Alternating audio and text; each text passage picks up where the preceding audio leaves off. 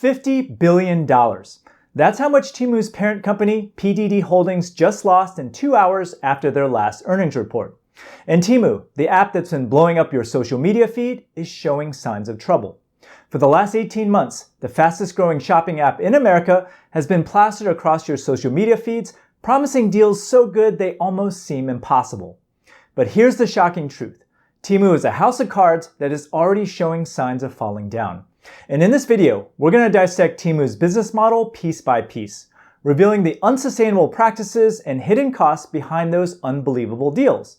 And we'll explore how they managed to undercut even the most efficient competitors, the aggressive marketing tactics that border on addiction engineering, and the looming threats from regulators and established players. And by the end, you'll understand why Temu's current path is a dead end and what it means for the future of retail. But first off, let's review how Temu is able to get such low prices on their products. Temu says that they achieved their low prices through a combination of direct sourcing, economies of scale, and a focus on unbranded merchandise. They source directly from manufacturers, particularly in China, which allows them to bypass traditional retail middlemen and reduce costs. And by leveraging their large buying power, they can negotiate better deals with suppliers, which further drives down prices. Basically, Temu relies heavily on offering unbranded or generic products that are mass-produced at a lower cost, which allows them to keep prices low, although it has raised concerns about product quality and the working conditions of those involved in production. According to the LA Times, products made in China's western province of Xinjiang were being sold to US consumers through Temu in breach of a ban that forbids goods from being imported from that region due to links to forced and slave labor. Now, statements from former detainees and reports from an array of researchers have alleged that the Chinese government put more than 1 million people in detention camps in that region and that laborers in fields and factories were forced or coerced to make cheap products for Temu. Now, even though the Chinese government has emphasized that the camps are for re-education purposes, most people are skeptical. Temu also achieves low pricing because they don't have to pay import taxes to the United States because of the de minimis rule. Because of this rule, any seller that imports goods to the US does not get taxed as long as their shipment is less than $800, which is the bulk of Temu's orders. Anyway, a lot of this is old news, and Americans continue to buy from Temu because the pricing is dirt cheap, we're headed towards a recession, and US citizens are holding a record high amount of credit card debt. Now, despite Temu's sketchy past and alleged business practices, their sales numbers have told us that the average American doesn't care about illegal labor practices or cheap quality products as long as they get the lowest price. So Temu's problems aren't on the sales front, and instead, it's their suppliers who are revolting. Recently, hundreds of Temu suppliers staged a demonstration at an office affiliated with Temu in the southern Chinese city of Guangzhou. In order to achieve the low prices that Temu demands, it turns out that sellers are getting squeezed. During this peaceful sit-in, sellers protested that unjust fines were being levied by the company and that Temu was unfairly withholding payments on goods already sold. According to videos taken by a protester, which was verified by CNN, the demonstrators weren't asking for much. They just wanted the money that was owed to them by Temu. And as you know, shopping on Temu isn't exactly the best experience. If you look at the reviews on Trustpilot or SiteJabber, you'll notice thousands of 1- and 2-star ratings from people complaining about slow delivery, inaccurate product descriptions, and crappy quality goods. Now, to improve the quality of service, Temu recently started levying ridiculous fines for these occurrences. 2 suppliers who were terrified about going public told CNN that the fines levied by Temu range from 1 to 5 times the price of the product itself. One seller, who sells household goods, claimed that Temu had frozen about 2 million won, or $276,000 in completed sales that she needed to withdraw to pay salaries and other costs of running her business. Now, what's funny about all this is that even if you scour the web, you'll find very little information about this protest or the plight of Temu's sellers because the sellers are terrified of retaliation. But I just happen to know 2 Temu sellers myself, and while I can't corroborate the payment freezes of the protesters in China, I can give you an idea of what it's like to sell on Temu. By the way, if you're enjoying this video so far, make sure you sign up for my free 6-day e-commerce mini course below that will teach you the ins and outs of selling online. Based on what I'm about to tell you, you can determine for yourself whether the business model is sustainable or not. First off, Last year, Wired magazine published an article that estimated that Temu is losing an average of $30 per order in the US. Meanwhile, China Merchant Securities has calculated that Temu, which is also operating in Canada, Australia, and New Zealand, is losing between $588 and $954 million per year.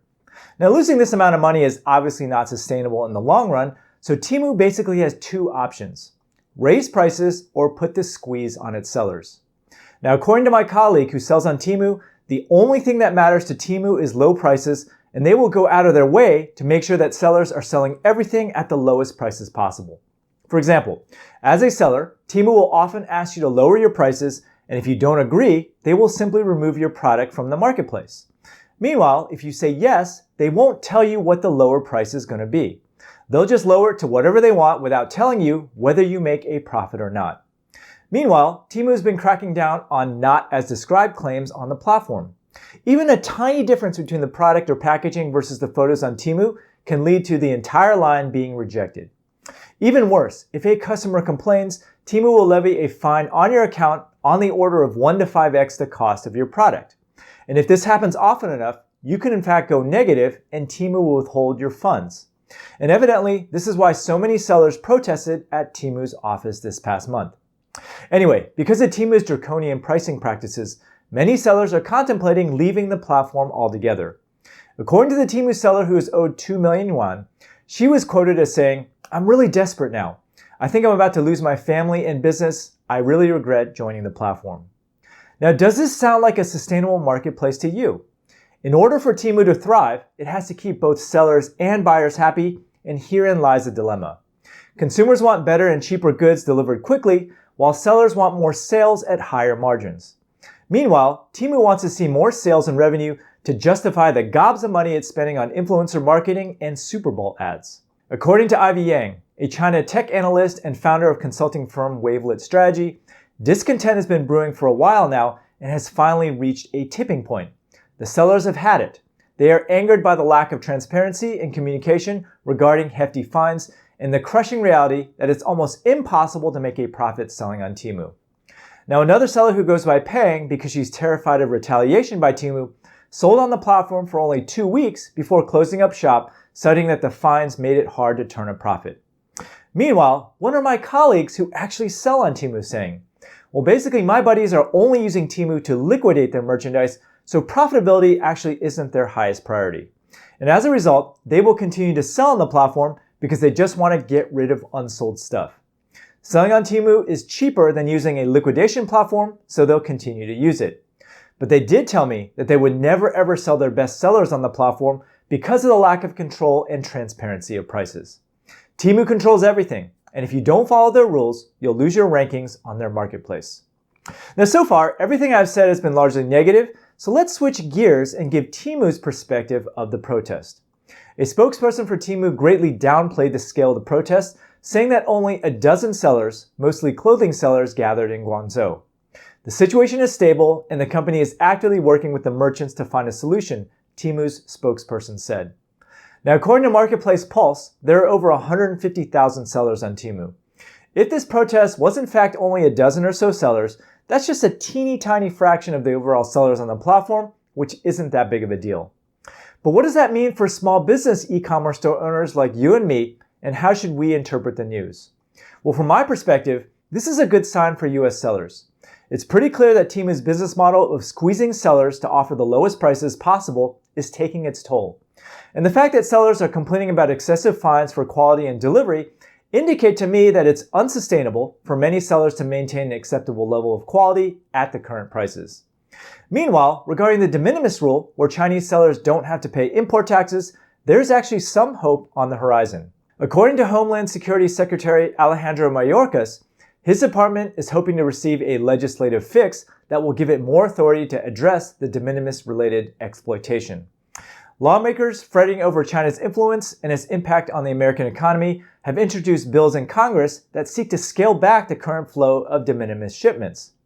The Import Security and Fairness Act, introduced in July of 2023, proposes to end the de minimis treatment for imports from China and Russia while strengthening customs screening, and the End China De Minimis Abuse Act would prevent more than 60% of China-based goods from utilizing the exemption. A bipartisan group of senators unveiled another proposal to crack down on de minimis shipping in August. Even though none of these bills have made much progress yet, House of Representatives Speaker Mike Johnson said last month that the House plans to rein in the de minimis privilege of products subject to Section 301 tariffs. So overall, here's my take as an e-commerce seller in the US. Until something drastic changes, if you are selling cheap, low-end products, you're still in big trouble. You can't out-Temu or beat most Chinese sellers on price, so you have to fight back in a different way. Now that you know what's going on with Temu and Amazon, make sure you watch this video here on how to beat Chinese sellers and dominate the competition.